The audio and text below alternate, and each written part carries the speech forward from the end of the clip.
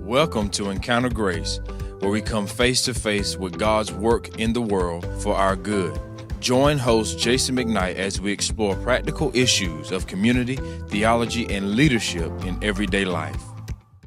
Hey everyone, welcome. We're glad you're here. My name is Jason McKnight, and I'm joined by Ben Hendricks here in the studio.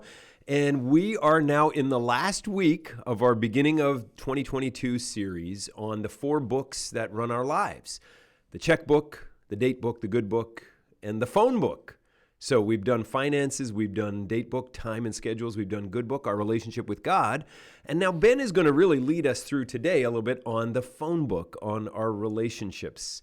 Now, before I let you loose, Ben, I hope everybody, you found this helpful so far. They've been really good for us. We're actually living better than we were a little while ago. No, I'm kidding. But they're just good. They're good to help, do an audit at the beginning of the year, take stock of what's going on. So today what we're going to look at is our relationships. And we're going to do this in 3 parts. Ben is going to give us a great framework to consider our relationships from spouse to stranger and everything in between. Then just briefly, we'll talk about how we can cultivate good ones. So just a couple of simple, practical things on cultivating good relationships. And then finally, we'll troubleshoot a little bit. So that's where we're going today. Ben, start off. Yeah, so I think right at the beginning, we have to kind of ask the question of why relationships. We've talked about checkbook, we've talked about date book, and the good book. So our finances, our time, and then the Lord. Like, of course, we talk about those, but of all the other things that we could talk about, why relationships? And so I think we need to right out of the gate understand that relationships really are the primary motivator and director for all of us. Like, whether it is your family, whether it's your friends, your coworkers, or just the neighbor that maybe you talk to a lot or maybe you don't. Relationships are one of the most influential places in our lives. They influence our decisions, they change our perspective, they affect our attitude, and they're often wells of encouragement or discouragement. Like the simple word from a friend or the simple word from an enemy that may tear you down. They're wells of encouragement or discouragement. And I think relationships really are the rudder of your life. Where your relationships go, so will your life. So we see this idea all over Scripture. So in Proverbs 13:20, whoever walks with the wise becomes wise, but the companions of fools will suffer harm. If you walk with wise people, guess what? You'll start to at least act wise and look a little wise. But if your companions are fools, you suffer harm. And for 1 Corinthians 15:33, do not be deceived. Bad company ruins good morals. The same idea. And then Psalm 1:1-2. Blessed is the man who walks not in the counsel of wicked, nor stands in the way of sinners, nor sits in the seat of scoffers, but his delight is in the law of the Lord. And on his law he meditates day and night. Where you spend your time, the people you spend your time with, those things matter because they influence us. The very simple truth that the people we surround ourselves with influences the direction of our life, the choices we make, and even our wants and desires, because relationships are the rudder of your life. So the question then just becomes, where are your relationships leading you? And I think this is a paramount question because the stakes of relationships really are just so high that I'm not sure we always see them that way either. That, coworkers, they come and go. Friends are interchangeable even at times. Neighbors and our fellow churchgoers are just passerbys, right? Maybe not. For most of us, relationships are numerous. We have them at home, we have them at work, we have them at church and online. Friends, families, coworkers, neighbors, and on. All of which need to be handled, if we're honest, a bit differently because each one has its own stakes. Some have their own benefits and they all have different relational capacities because every relationship differs in the amount of commitment and intimacy they have. And so when I say intimacy there, because we're about to spend some time there, we need to make sure we understand that word. Because, again, we're going to focus on these 2 words, commitment and intimacy. Commitment we are all comfortable with. The word intimacy, I think we can fear a little bit, right? Because what does your mind jump to when you hear intimacy? Well, you think of marital intimacy. Yeah, absolutely. So. But I'm always thinking of that. No, I'm kidding. But the idea of intimacy in relationships is so much bigger than that. Right. It's not just that, and we can't just limit our viewpoint to just think of marriage intimacy, but we need to think of things like vulnerability and openness, and just the amount of time that you're willing to spend with somebody, the joy you have when you're around them. Intimacy is a big thing. And so it's a lot more than that. And so here's what I think we need to do is to kind of understand how we're spending our time and who we're spending our time with, and to help us just in this new year kind of allocate our resources of time in really good relationships and kind of take an audit of where we might be spending them now. I you know, as someone in science and math a long time ago, it helps me to graph these things out. And so if right now you're listening to this and you're like, graph this out, what? Bear with me But here. you're speaking my love language, because Okay. when you talk a chart, I'm all there, baby. I'm all there. And so I'll try to paint a picture of this. And so if you're listening, think of back to grade school of an XY graph. And so that's that horizontal line that meets with a vertical line. That horizontal is the x-axis, the vertical is the y. It makes like a big plus sign, right? That was grade school for you? I feel like it was 11th grade for me. Well, I went to very high level schools. Okay, so horizontal is x, vertical is y. Yep. And so on this graph, the x-axis is intimacy. Okay, intimacy. Yep. So the further right you go on this line, the higher the intimacy. The further left you go, the lower. The lower. Okay. Intimacy in this larger sense of ease and vulnerability and relatability, mutuality. Okay. Yep. And then on the vertical line is commitment. So the higher up you go, more commitment. The lower you go. See, this one makes sense for sure, right? So on this graph, what we'll notice is in that right quadrant is the high intimacy, high commitment. So top right quadrant. Top right. Yeah. So then you have bottom right, which is the high intimacy, low commitment. Wow. And then you have the bottom left, so low and low. Low intimacy, low commitment. And then that top left, low intimacy, high commitment. Keep tracking with me here. Whew. Okay, we're doing it. So why I think this is for thinking helpful. Christians. Yeah, amen. You got to think hard today. Oh, man, A little math. This is why when all my students talk about, why do I have to learn this math thing? I'll never use it. We're using it today. We're using it today. Okay, so let's use some examples just to help kind of that's it. figure out why I actually think this is helpful for us. Yep. So we have all these different relationships in our lives. So a lot of us are married. So your spouse. If you're going to graph them, Well, that's true. That's a good point. Where do they fit? So, honey, let me graph you. Yeah. This is Valentine's Day coming up. maybe don't send them this one. So for most of us, the ideal, I think, for where God has us and where He wants for us for our spouses is that they are in the highest level of commitment and intimacy in our lives. Yes. That we have a level of openness. And so we're not just talking about like sexuality here. We're talking about just openness, joy, vulnerability, Deep all of that deep yeah, relationship, that intimacy factor. But they're also highly committed because guess what? You married them. You made vows and commitments that day. Okay, so for us, I think that's kind of like that 10-10, that high and that top right corner. Yeah, and that's easy, like the spouse. Okay. Yep. Okay, so then let's move to maybe a parent. So you see, for most of us, like we have a good relationship with our parents, I think, or if you do, let's assume we do. Yeah. And so we have a higher level of commitment, a higher level of intimacy that we can be open with them, we can be honest with them, and you're very committed to them because that's mom and dad, right? And so it's not the level of a spouse, and so they might be in that kind of middle of that top right, kind of that if you graph it out to 10 to 10, it's kind of that 6-6, right there in the middle of that top right quadrant. Okay. What do you do with a tough sibling? Yeah, I don't have any of these. You don't have any? No, okay. No, but listen, I'm one of 6 kids, so one of us is a tough sibling.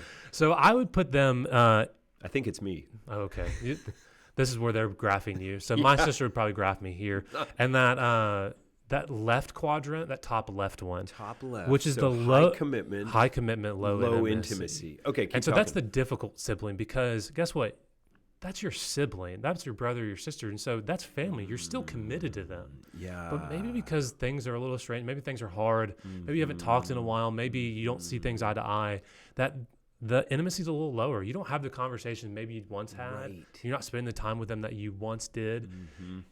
The intimacy drops a little bit. So you're not that close, but you're still family. Yep. So high commitment, you're still family, but you're not that close in an ongoing now sense, so your intimacy is lower. Yeah. I got it. Yeah, I think we have a lot of that. That's a great way to put it, makes too. sense.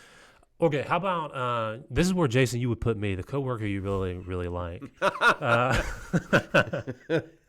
Okay, so there that You laugh. for us because we've become great friends, or maybe the coworker that you really like the intimacy is actually fairly higher. Ben, you're not sure now. I know, right? I'm jumping No, back. the coworker you like, which I like all our staff. It's a great staff team. But some more than others, right? Me, just so everyone knows. Okay, so up the intimacy route, that's so towards the right of our graph, right? So the intimacy is higher because you like this person, you're friends. You probably shared some stories. You may even shared some difficult stuff. You go out for dinner. You hang out with them, right? The intimacy is higher, but it's just a job. And that relationship is mostly based on that job. Maybe it does move into something more and into a deeper friendship, and that can move up into a different quadrant. But for most of us, the second you leave that job, that relationship probably ends, or it can. And so the commitment on that's a little bit lower. And so that kind of falls into that bottom right corner. But close to the line. Yeah, absolutely. Maybe. Okay, what do you do with the annoying coworker? So this is where Austin Gannett put me for a long time. Right. When he was here, and I would just kind of constantly poke at him and try to make everything a competition. For him, he put me, the annoying coworker, in the very bottom left. That low intimacy, low commitment. Low intimacy category. He didn't care about you. And so, fortunately, by the grace of the Lord, I think he's moved me out of that category now.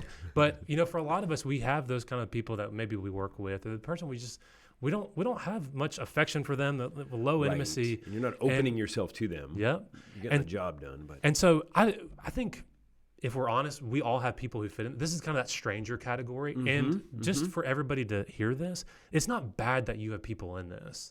This doesn't make you a bad person, or doesn't make them a bad person if they're in this. This just means they might just be a stranger to you. We have tons of people that fit into this category. And again, it's not necessarily a good or bad thing.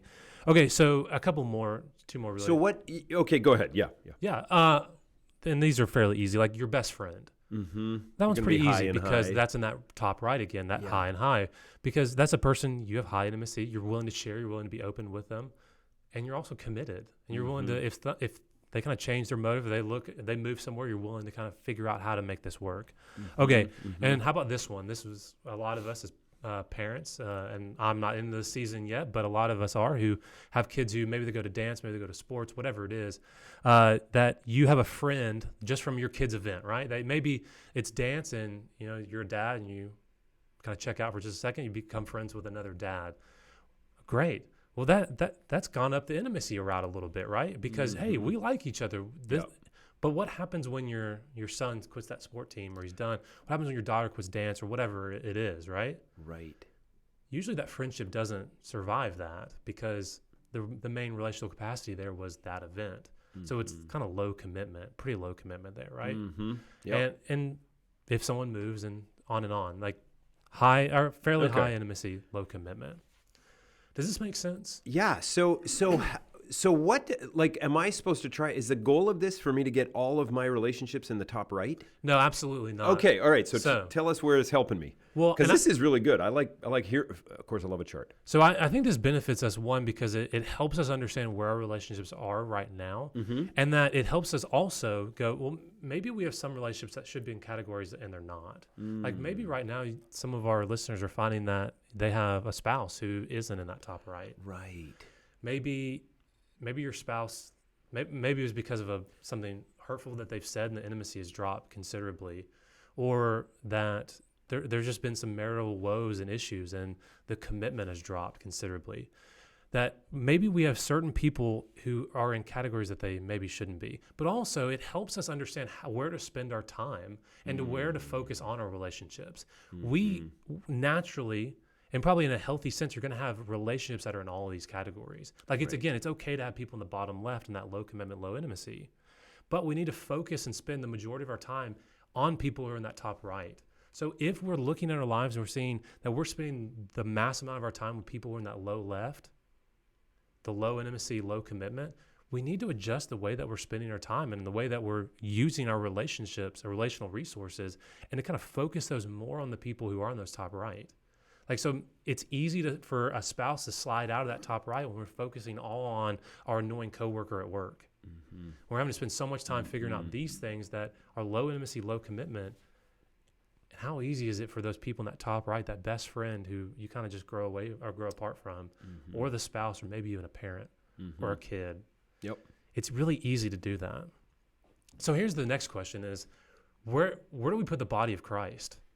Where do we put our church? That's a good question. And I think, and we're probably going, maybe as you're listening to this, you're going through some names and some. Your house church. And so to kind of free everybody is you can't just simply put, my church family goes here, because the church is made up of all kinds of different people. And different relationships. Of all different levels of relationship that are going to fit into a lot of these. Now, the truth is we are going to have some people who are a little bit low commitment, low intimacy in our church. Yeah. And the hope is that we can. Because you only have so much bandwidth. Absolutely. And so to focus and to spend as much time as we can with the people who are in the top right. And so a lot of those people are people in your house church or in your small group that, are part of that inner circle that you're doing life with. Like that's where we need to be spending a lot of our time. That's good. So it feels great to always put our whole church up there, but the truth is we're not always going to do that. And I think that's important. I think some people can come to a church with expectations that they will have deep friendships from everyone, but that's just not true. Yeah. Like I hear that every once in a while, and I don't hear it as much from people who land and plug in at Grace, but every once in a while with new people, like they're just longing for the depth of friendships from the whole church, or they're scandalized because they've been hurt by someone at church. And I'm like, I don't think you should be scandalized. Everybody's a bunch of sinners. Yeah. Like Amen. We're still working this out. But if your goal is that everyone's going to be high intimacy, high commitment, it's almost not realistic. Yep. And so if you're listening to this and you can think, and I would understand this can feel a little wooden and a little cold because we're trying to graft relationships. The idea is not that like this is the most important thing. It's just simply a tool to help us kind of take an audit and take a look at where our relationships are, where we're spending our time. And here's the kicker.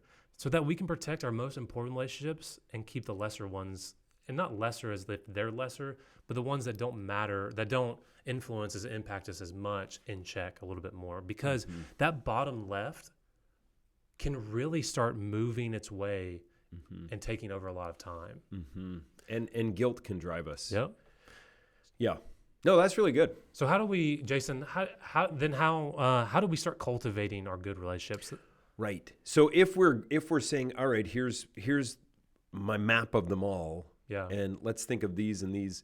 Let's make sure that we're leaning into those that we need to lean into, and open to gifts from the Lord. Like we're not shutting anything out. I mean, the Lord can do anything in any quadrant. Yeah. But what do we do? I would think so, away from the quadrant and into all of life. But what does it take? What does a good relationship take? I'm going to give us 3 words, and we're just going to riff on each of the 3 words for a couple of minutes each. But number 1 is good relationships take effort. Like nobody drifts into deep friendships. Yeah. Nobody drifts into a true working partnership. Nobody just coasts into a family with 0 dysfunction. Like, because we're all dysfunctional. If there's a family that really relates well, it's because there's been effort involved. We have to put the time in, the energy, the willingness, the sacrifice, and everything takes effort. When you spend time together, when you work things out for all involved, when you lean into the misunderstandings, when you apologize and ask forgiveness, every one of those statements takes effort. And it's just, that's how good relationships happen. Yeah. Hard work is the other word. We like to live by grace, but actually, in the cultivating of your friendship with me and our working partnership, we have to have some hard conversations and spend some time and submit to each other. And it's just fantastic, but it takes hard work because none of us gets what we all want. Okay. So hard work is maybe the first thing to remember. Every good marriage isn't good because they share the same roof or the same table or the same bed or the same name. It's good because they work hard at relating well. Yeah. Effort. Second word of the 3 that we'll just riff on for a second for good relationships is this idea of goodwill, where we extend to the other person the benefit of the doubt. I mean, that's just a big deal. Maybe it's only a big deal for me, but Yeah. I like to pretend that everyone should act the way I want them to act at all times. And people don't always do everything I think they should do, even though they don't know I think they should do it. But it just feels like if I would take a deep breath and say, well, maybe there's something going on I don't know about. It's going to make everything different. I'm going to assume the best of that person. I'm not going to box them in. There may be something that I don't know. And here's the problem. As friends and as family and as coworkers, we do have a history together. And so let's say, a friend is generally late. It's just who they are. Like, let's just say, we all know friend X, and friend X is generally late. And we're going to see a movie. They're going to pick me up for the movie, and they're 20 minutes late, and they didn't text. And it's like, they don't even care about me. It's so frustrating. Like, they're so always by the seat of their pants, and they're trying to do too many things and blah, blah, blah. And here's me standing in, in my living room. And, well, it turns out their phone died and they had a flat tire. Yeah. Like, it turns like, and well, of course it's their fault. They should check, no, I mean, just give a little benefit of the doubt. And meanwhile, they're coming in late and they know that we're now late for the movie. Do they need you stewing as you get in the car? Does that help the friendship? Like, honestly, sometimes when we just take a breath and say, well, Lord, I know you love them. Help me love them like you do. Let me extend goodwill. Let me not try to judge everything before I know everything. That will save a lot of trauma and will enhance a lot of our relationships. Okay, effort, goodwill. And the second, and the third one, rather, is this idea that every good relationship not only takes effort, not only takes a posture of goodwill, but it also takes grace.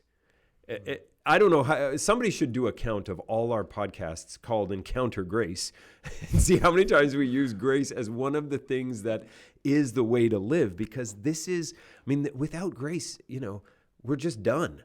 But grace in a relationship means we know that things are going to go wrong. It accounts for our humanness. It accounts for our fallenness. And grace is the elasticity in our relationship that allows for the failures and the hurts and the fallenness. It's the release valve when there's wrong or anger. So grace, on the one hand, is overlooking the error or erasing the debt or forgiving the sin. Grace is a covenant word, not a contract word. Contract says you do your part, I'll do mine, or else it's over. And a covenant is we're in this together in this relationship, and nothing can break it. And nothing can break it. I don't mean that to the nth degree, but in our general how we do life. So grace is forgiving someone when they've wronged you. And honestly, it's the way out for the person who has been wronged and the person who is doing the wronging. And it's the only way to build back a relationship is forgiving. Because you can't, like the only way out for the person who did the wrong is to ask forgiveness. You cannot unsay a mean word. You can't untell a lie. You simply have to ask forgiveness. And grace is the way out for the person who's been wronged. Because grace means they're forgiving, they're relinquishing that resentment and releasing the debt. So grace, I think, is one of the most important things in a relationship. Effort, goodwill, and grace. As we think at the beginning of the year of each of our relationships, no matter what the quadrant, man, they are going to take effort, especially the high intimacy, high commitment ones. And then all of them are going to take me having a posture of goodwill, which you live with less craziness. And then thirdly, we're just going to have to show grace. But that's what God showed to us. Amen. So, but I think also we said we would touch on a couple of pitfalls that happen in each relationship. So Ben, you hit one and I'll hit one. I'll hit the one that finds its way the closest to me, which is expectations, and why, unfortunately, no one can quite live up to my expectations. Something I found along the way is that unmet expectations can kill relationships. They'll do it quickly too. Yeah. And a lot of that is because we can quickly make ourselves the model in which to apply to everybody else. And we all need to hear, you're not the model. You aren't perfect. I keep trying to be, and I keep trying to tell myself I am, but the result is that I'm not. You aren't always on time. You don't always make the best decision. This is mostly what you were just talking about, that you're not always right. Mm-hmm. And that when we make ourselves the model, we start judging our spouse, we judge our friends, we judge whoever it is by the things more likely than not, the things that we're good at, right? The things that we do well. Of course, right? And we're making the scorecard. Yeah, because those are the things that really matter, the things that we happen to be really good at, or at least if I'm just speaking out of my playbook here. But the other thing is that you're also not the exception. Is this is just me. I'm sure this is just me. But when I make expectations for friends or for my wife or whatever, it's interesting how many expectations that I have that I'm an exception to. Well, you have to do that, but I don't. Right. And unmet expectations kill relationships. So what do we do? And I'll just give these really quickly. Is I think for every relationship, communication really is key. I mean, that's an old adage and everyone talks about it all the time. But if we communicate our expectations clearly, it's so helpful. One of the best things that Janessa and I ever learned in in premarital counseling was communicate. What are the expectations? What do you want here? What are you expecting from me? All that kind of stuff. Great. And then two that more or less you just talked about. The second was give the benefit of the doubt. Yeah. Of all those times where the person doesn't meet the expectation, there probably was a good reason for it. And are you willing to give them the benefit of the doubt? And it's fine to ask, but give them the benefit of the doubt. And then if you find out maybe they just dropped the ball, maybe they didn't want to do it, whatever, forgive quickly. Because for most of us, the relationship is far more valuable than the thing that they maybe dropped the ball on. That's hard to remember. Yeah. I have to remind myself of that all the time. That my best friend, my spouse, all these different relationships, they matter more than that little trivial thing more often than not. No, you're 100% right. Expectations, I think that's one of the big pitfalls, and I think that's really good that you brought that up. I would say a second pitfall is the idea of codependency. When someone in the relationship, or if you're, like, watch out for this because it's a pitfall in your relationship, when you feel like you're unable to say no or unable to assert yourself because you fear losing the relationship. And some people live like this. There's a fear of making waves. There's such a need for connection that they would rather connect even if it means they're not being who they really are. In that sense, stuffing my personality, stuffing my preferences for the sake of this friendship, for the sake of the peace right now. Sometimes codependent people are seen to be overly peacemakers, conflict avoidant, because they just don't want to make waves, always giving in, never standing up, not able to say no, because you want to be loved or you fear being left. Yeah. So that's a tendency that some people carry in them and other people have no idea about. But an over-relying on a given relationship for your validation as a person. And so you don't become the person you are because you're trying to be the person you think the other person wants. Yeah. Like, well, if I don't agree, they're not going to like me. If I don't, go with them, I'm going to be left behind. If I don't stand up for myself, I'm going to be standing alone. And that's, the I doesn't matter. The you is paramount. Wow. Yeah. Well, just relationships are just so important. We have to protect them, and sometimes we have to protect ourselves from them, of just being a burden on them, but also having to carry that weight. Because again, relationships are the rudder of your life. Well, they are, and when someone is not able to stand up for themselves, it's not a relationship. Yeah. So the way to say that is codependent. Yeah. And you can make it sound biblical because, well, submit to one another out of reverence for Christ and prefer one another's needs to your own, from the New Testament. Well, absolutely, but it's one another. Yeah. It's not you always submit to the other. It's not you always prefer the other's needs. It's if you're in a relationship where there's no mutuality, that may be codependency. That may be codependency. Part of every good friendship, good marriage, good working relationship, good team is this: iron sharpens iron. And we contend with each other and we grow because of it. You almost never grow from words of affirmation. You always grow from those hard conversations. Yeah. And your friend needs you to have that hard conversation with them once in a while. Yeah. They don't need you always only to agree with them. But the people pleaser who always subsumes their own wishes, their own opinions, their own judgments, their own desires, that's a big deal. People pleaser, peacemaker, easygoing, that can become or mask codependence. And so all we're saying here is just watch for that. Yeah. You're allowed to be who God made you to be. That's a pitfall, is a relationship. And honestly, nobody wants to be in a relationship that's codependent. Yeah. I mean, possibly a mean, power-hungry person does, but most people don't. Yeah. I mean, there's a couple of them. Yeah. Codependence and expectations. Yeah, so helpful and so just important as we kind of navigate one of these major rudders of our life. Just as we end, the question then I think is, what do we do with this? And as I was thinking about that, I quickly thought of some of my time in church planning, working with church planners that were in the schemes of Scotland. So these are the outer housing projects of the city of Edinburgh in Scotland. And so what this community found, this church found in their community, was that the young men there were facing some severe problems, usually around gangs, violence, or drugs. And so what many leaders found was that these young men would often have little supervision and would quickly surround themselves with the friends and even family who were addicts or in gangs. And guess what? The young man would often follow suit. Perfectly in line with what we'd already talked about with Solomon and Paul's words. These young men would fall into the wrong groups and go down the wrong path. Why? Because relationships are the rudder of their life. Okay. So what this church started doing was giving them tools to kind of navigate and take an audit of their relationships.